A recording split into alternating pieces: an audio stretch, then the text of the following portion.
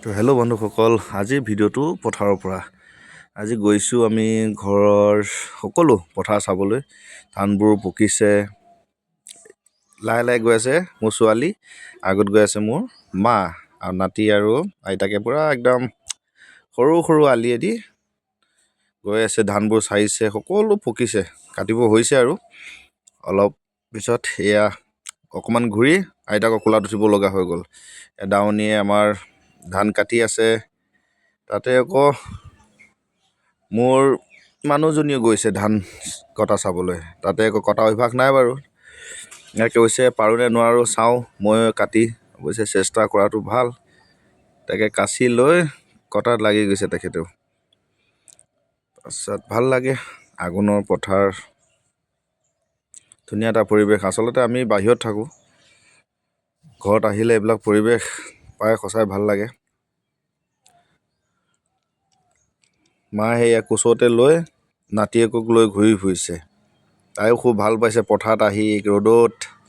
একদম মানে কি ক'বা, এইফালে পথাৰৰ পৰা যাবলৈ মন নাই, খোজকাঢ়িলেও ভাগৰ লাগে তেখেতৰ। আইতাক চাহ নোৱাৰে আইতাই দাঙিবলৈ, খালি আইতাকৰ কোচত উঠে। এয়া আৰু পথাৰত অকণমান এৰি দিলোঁ, মুকলিখিনি সৰিয়হৰ কাৰণে হাল বোৱাই থৈ দিয়া হৈ আছে।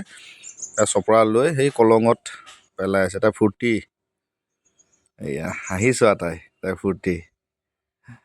তাই ইফালে আকৌ মাহীকে কৈছে মাকে ফটো উঠাই দিয়া। মই আকৌ ফটো উঠোৱা নাই, ভিডিঅ'টো অন কৰি সিহঁতৰ লগত অকণমান এনে ধেমালি কৰি আছোঁ। সিহঁতেও হাঁহি আছে। ফটো উঠিবলৈ প'ষ্ট দিওঁ মানে মই ভিডিঅ' খালি। এয়া দেখিছানে, ছোৱালী মানুহ আৰু।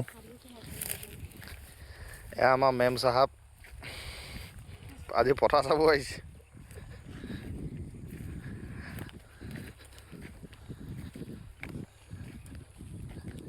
আমাৰ এজনী সৰু মেম চাহাব পথাৰ চাবলৈ আহিছে, হয়নে নহয়?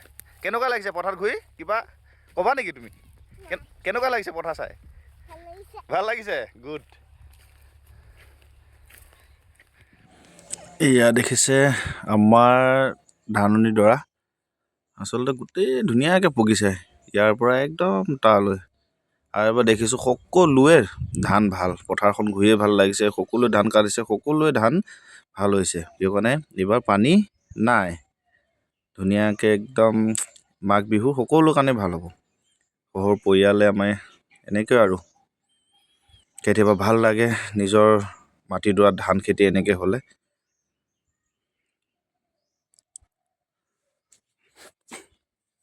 বহুত ধুনীয়া ধান দেখিছে। আৰু 2-3 দিনৰ ভিতৰত কাটিবলৈ হৈ যাব এইখিনি। সকলোকে ধন্যবাদ।